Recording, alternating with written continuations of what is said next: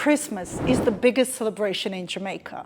If you come to Jamaica today, you will find a very strong link of Jamaica to Europe.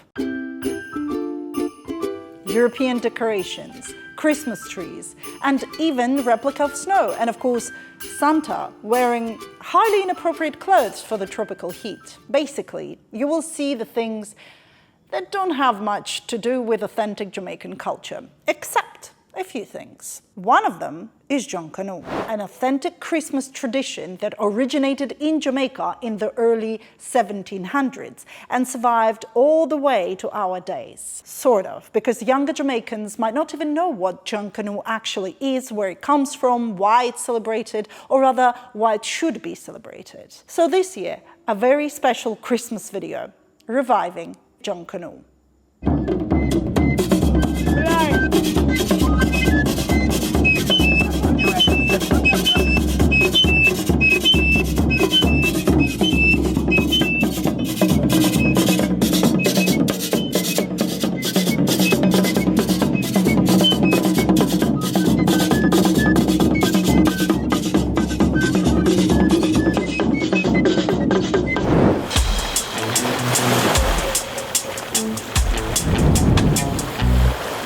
This video is sponsored by you. Thank you so much for the support. I've been living in Jamaica for almost 9 years. However, I haven't actually seen any Junkanoo anywhere in Jamaica. Not a single time. Maybe I saw it and didn't know what it was, so I didn't pay attention to it, but I can't remember anything like that. So I've tried doing the research where Junkanoo can be found in Jamaica. And the only traces I could find was for St.MARY parish.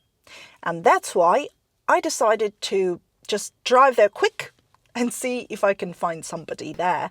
I did a research and saw a few videos on YouTube where I recognized the center of Port Maria, the capital of St.MARY parish.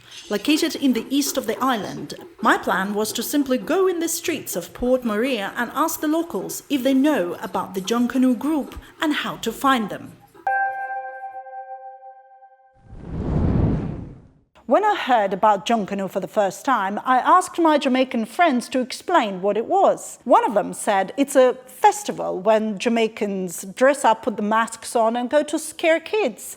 So it sounded kind of like Halloween. Kids get scared, run off and then laugh. Though in Jamaica some kids were genuinely terrified because parents don't prepare them for Jonkonnu. The other Jamaicans said it's this tradition that is widely practiced in Africa and was brought to Jamaica with enslaved Africans. Some were absolutely sure that Jonkonnu has something to do with witchcraft or spirits and this superstition. After all, one of the main characters of Jonkonnu celebration is the devil. So, what is Jonkonnu? It's an authentic Jamaican celebration that has a deep meaning for Jamaican culture and society. However, Jonkonnu can be explained on several levels, and we shall start at the surface.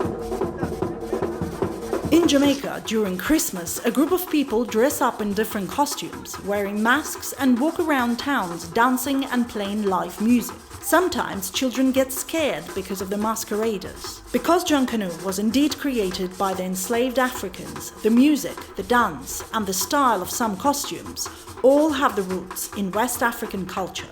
Because of all these elements, people wrongly assumed that Jonkonnu is originally an African celebration, and it isn't. It's Caribbean. Jonkonnu is the celebration of resistance to slavery.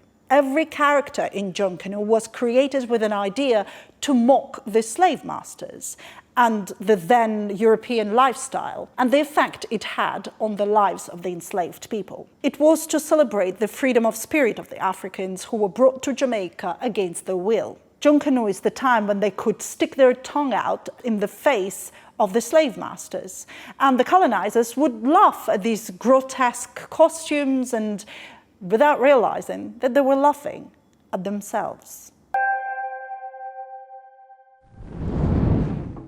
In the 18th century Jamaica, there were only a few days during the year when the enslaved people were given some time off and were allowed to rest, and that time was Christmas, as the plantation work would cease during Christmas holidays. The celebration that took place would be marked by huge all-night dances with costumed masqueraders and drumming, and this is when the tradition of Jonkonnu was born in Jamaica. The origin of the word Jonkonnu is disputed, and there are all sorts of various spellings of this name.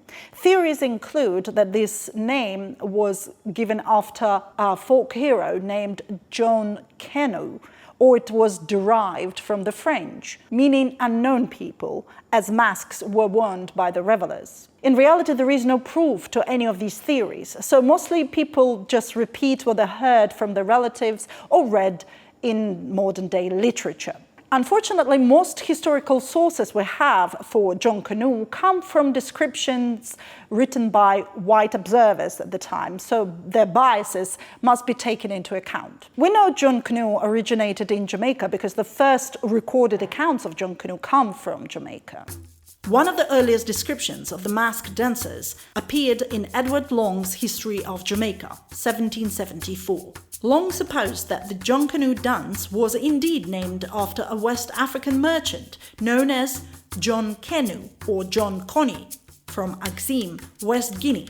Quote, "In the towns during the Christmas holidays, they have several robust fellows dressed up in grotesque habits, followed by a numerous crowd of drunken women who refresh them frequently. This dance is probably an honorable memorial to John Canoe." Another evidence of Jonkonnu in Jamaica comes from a famous Jamaican artist of Jewish descent, Isaac Mendes Belisario. His paintings in the series of sketches of character, today found in the National Gallery of Jamaica, feature the celebration of Jonkonnu and some of the key characters, like this one, known as the house or the househead, and Cuckoo, also known as the actor boy. Jonkonnu originally started in Jamaica and then spread to other Caribbean islands and even to some parts of the United States, namely North Carolina. Since the early 1900s, Jonkonnu also became very popular in the Bahamas, and it grew bigger and bigger to the point that it evolved into something completely different. The celebrations of the Jonkonnu in the Bahamas today serves less as a street festival and more as a grand parade celebrating the Bahamian culture.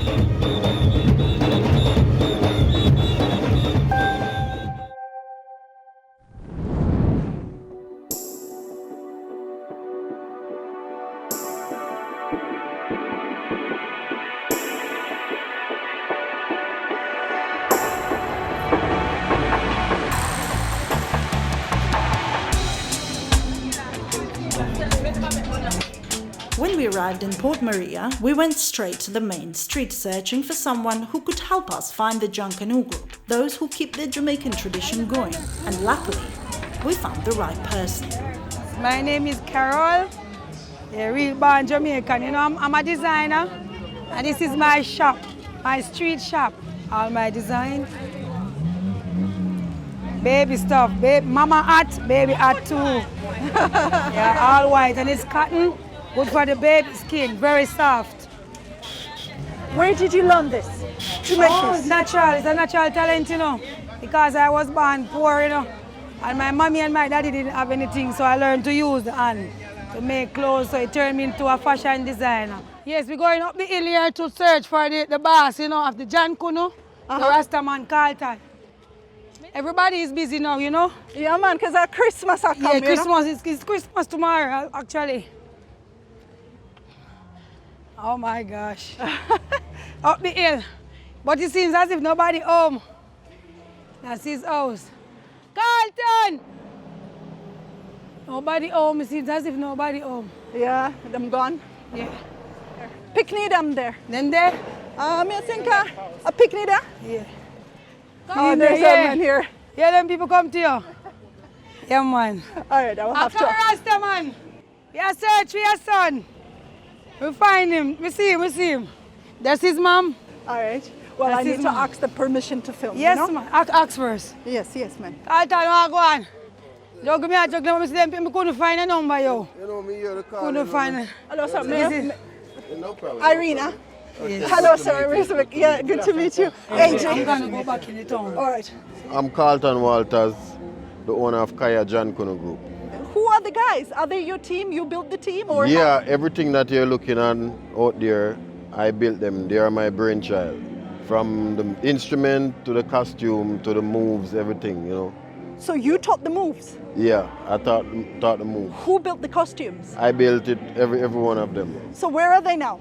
They are in Port Antonio this morning, but they will be back this evening, you know. Are they going to be performing here, sir? No, but tomorrow in Ocherius, you know, Oh, yeah? we'll be in Ocherius tomorrow. We're working at the Sanders Ochi and about in the afternoon, and then afterward we'll be in the street for a little while.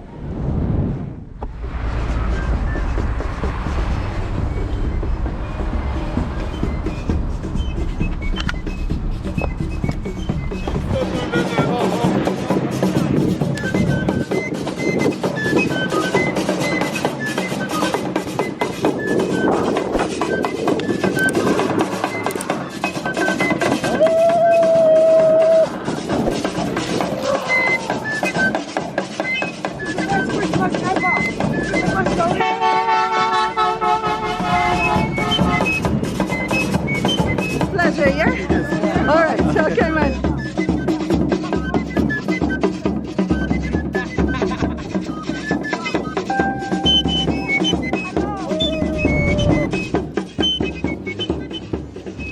So this is where I do all the design. If you look, there is many pieces of scraps. Some of this is donated and some is bought. You know, I get fabric. I bought fabric from the fabric store, and I get from dressmakers and tailors as well. This is a new one. This one is called Shaggy Shaggy. You know, this is something from a dream. It's a fusion from the African straws. What is it made of? What do you call it? Bags, fine bags, rice bags. Oh, yeah? Yeah. So you put them into pieces so to make them like this? Let me show you. So you cut it, and then you have to. It take time, days to ravel it out, like that. Uh-huh. Yeah, and then you join them together. This is the coed, the authentic coed. This is not the carcass. I made this from foam and fiber. Okay. Okay, so it's not the real carcass. But the iron is real. The other day I add this to it, and riding on my bicycle through the town. And the iron was bouncing. Oh. The iron was bouncing like this while I was riding. You know, this is Halloween, right? Yeah, those are the paint I use on the mask. So it's sieve wire. You know, sieve wire used to sieve sand. So it's the 1/8 sieve wire. Drums. Drums, yeah, it's just the goat skin? Yeah, I make drum from, this is a pressure cooker. Okay. Yeah, and this is goat skin. Character in the Jonkonnu, called the house Jonkonnu. So then wear it on a head too, Yeah.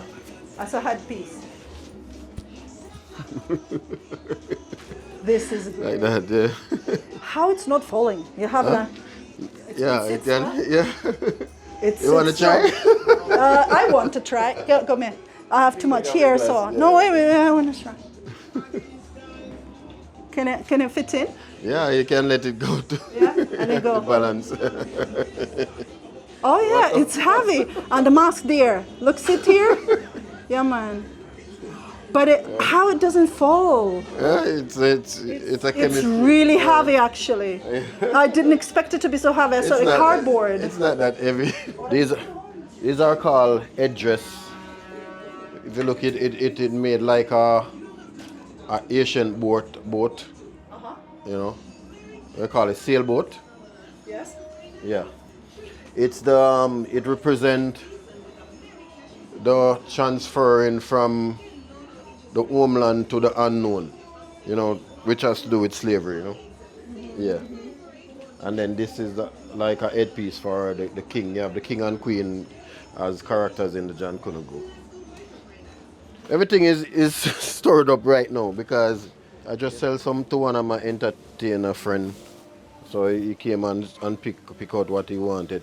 Now this represent, if you look on the coat of arm, the tying on the quarter farm, so this is going to be like a skirt with the feather, still sourcing feathers and stuff. So I'm creating new stuff. They are not really new, but I feel like it's a part of Jamaica that is left out that I'm trying to recreate. Indeed. Yeah. So, who's sponsoring this? Nobody. It's just people like you and others out there who onlookers. So, what kind of stuff do you need maybe donated to make it easier? Well, I'm looking for feathers mainly right now. It's hard to get feathers because I want to do the Indian chief. Oh my God, we have a macaw. Yeah? And we have lots of blue and yellow feathers. Okay. We're going to bring them to you, I promise. This represent, I think you guys know the Green Giant, the brand and stuff, but it originated from the taino, then the maroon camouflaging themselves into green bushes. You know, but the original indigenous people to Jamaica was the taino, the first set of people. So, you know, we are trying to do those. So this is a costume. This one is the devil costume. Sometimes worn by the warrior. How did you learn about all this history? It's a long story. I'm doing a documentary on it. Okay. You know, I'm doing a documentary on it, so I'm waiting until the documentary finish. Then I'll tell more about it. Okay. Yeah.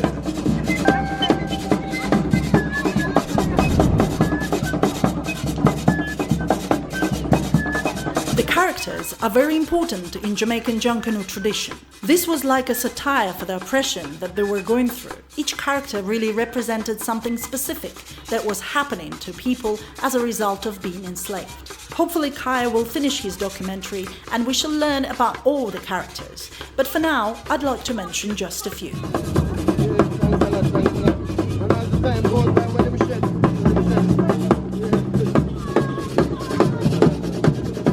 We have 11 main characters, which is Pichipachi, Arsed, the Devil, Coward, Policeman, the Red and Blue Set Girls, the Sailor, the Jack in the Green, the House. Some people said House, but it's a house, and the Belly Woman. But then there are other characters that is created in various parishes in Jamaica here, which is in Westmoreland, you will have the bride and the groom. You know, in Kingston you have the warrior and the king and queen, yeah, as well, Kingston. Characters such as an actor boy would have a mask with white face and wear flamboyant clothes as an exaggerated version of European fashion.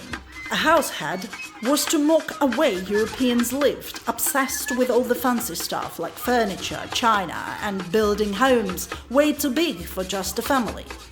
The devil character represents everything evil that exists in the world. This character always has a pitchfork and goes after people.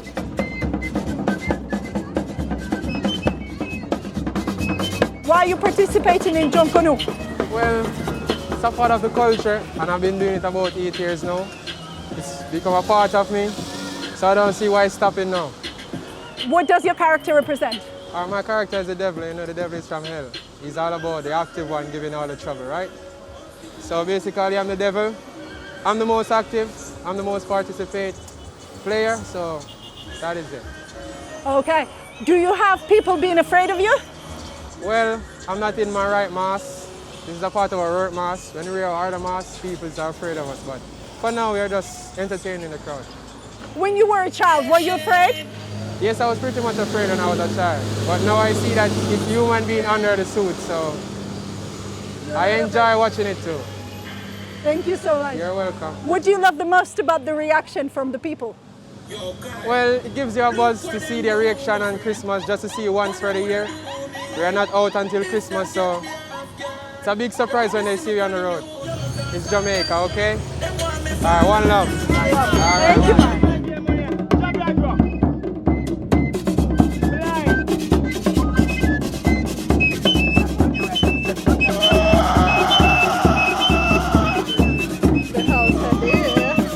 When did you start doing Junkanoo? When I was like 12, I started doing the greater.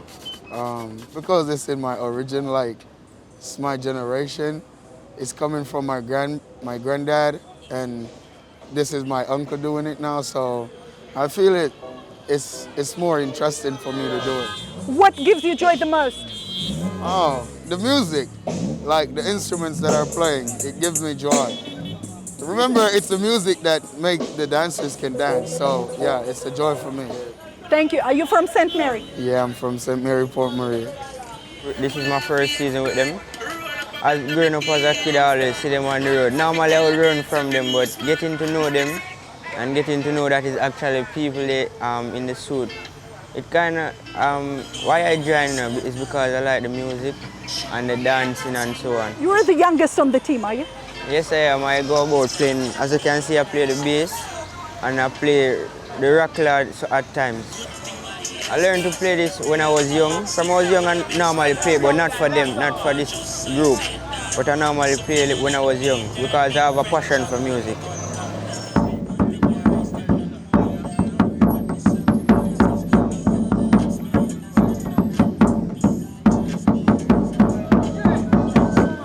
We just come one day and just start dance and catch on. From childhood? Yeah. Were you never afraid of Jonkonnu? Yeah. So?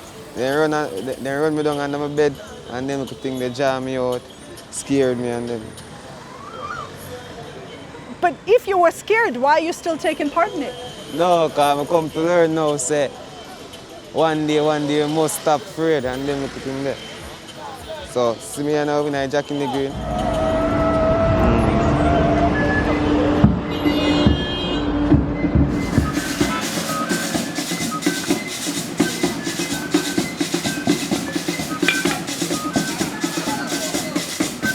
What do you like about Jonkonnu? Well, keep up ancestors work, you know? Do kids get scared of you? Yeah, they're scared, but they don't get used to it. Nowadays they don't get used to it, you know? Because they realize it's human underneath it, you know? Human being. You're not scared. No, Yeah, you're not scared. You like it. This is a grater. Just a regular grater. Yeah, a regular grater. We used to cook coconut with, we grated coconut with it, okay? This is the fork. We build this fork, okay? Yeah. So we use this instrument to play our Jonkonnu rhythms, okay? Yes. Where did you learn this? I learned this instrument, to play this instrument from a tender age. That's why I can master it. Yeah, very, very young when I start playing this instrument. Yeah, so I'm getting older, I get to learn to play more instruments. You're a drum man. Yeah, the rocking drum. I learned to play this from me. I was a kid like this, young youth here. Till I get to just master it, up and down with them and go and do my thing. Me go hotel and all about the hotel where I come from, you know. So, Why do you do Jonkonnu? just because I love it. I love Jonkonnu. Just to the culture. So I just love it. So.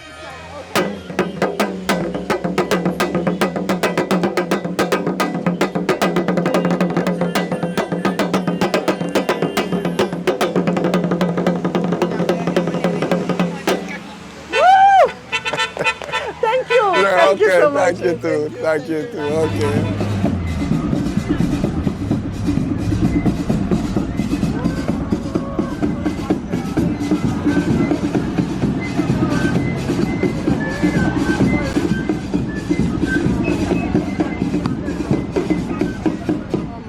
I learned this, I grew up in this. My grandfather and my uncle, which is the captain, Carlton.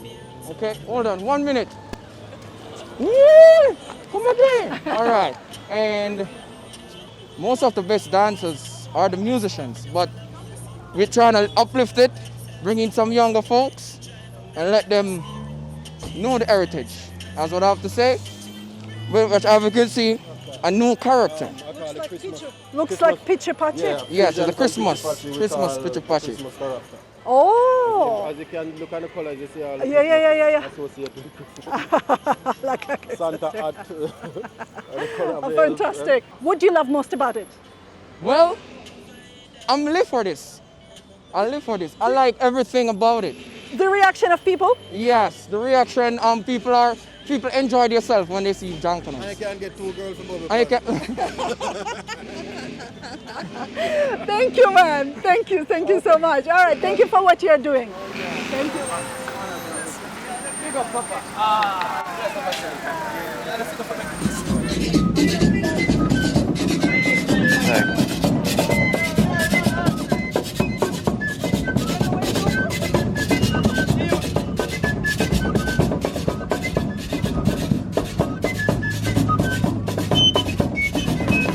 Look up at Chipachi.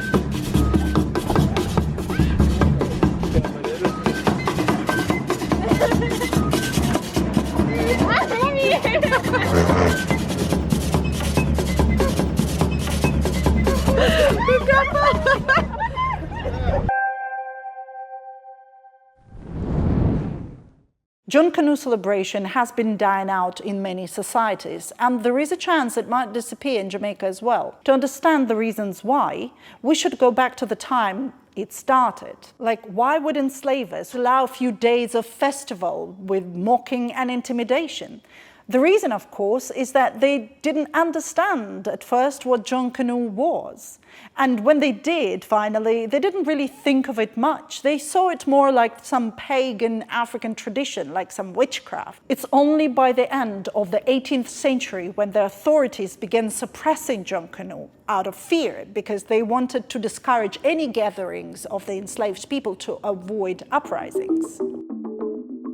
After the emancipation in 1838, Jonkonnu suffered further decline, this time because Christianity was used to convince people that everything African was bad.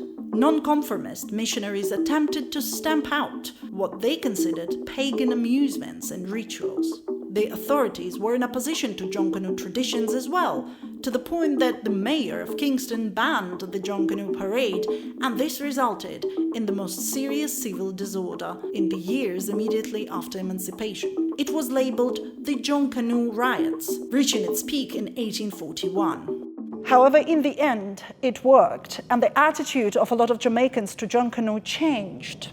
They began to see Jonkonnu dances as vulgar and, frightening to children. So self-appointed persons continued to actively discourage their appearances. There were also frequent clashes between the bands and the police, which led to Jonkonnu to be seen only in rural communities. It began seen as something of low class and pushed the idea that Jonkonnus were all about getting money.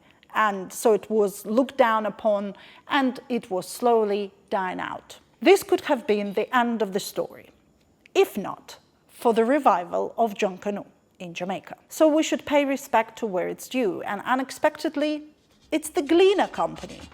It was the Gleaner that launched a campaign in 1950s with a goal to revive Jonkonnu and regularly published articles, including the ones in the few recent years, to encourage people learn more about this tradition as a rich part of Jamaica's historic legacy. And of course, we should thank the people of Jamaica who put all the effort into creating the costumes, learning the music, the dance, and the history behind, especially the people of ST.MARY parish, who managed to preserve the tradition through all the years so that we could still see it being practiced today. Thank you so much for watching. If you have found this video interesting, don't forget to share it with your friends. And the special thanks are always to our patrons for their continued support. They're the ones who allow me to contribute my time to creating these videos. So if you also wish to join our Patreon team and add your contribution to the project financially, you can do so from only $5 per month. My name is Irina, and I'll see you in the next one. Merry Christmas, Jamaican Christmas. Bye for now. All right, fantastic.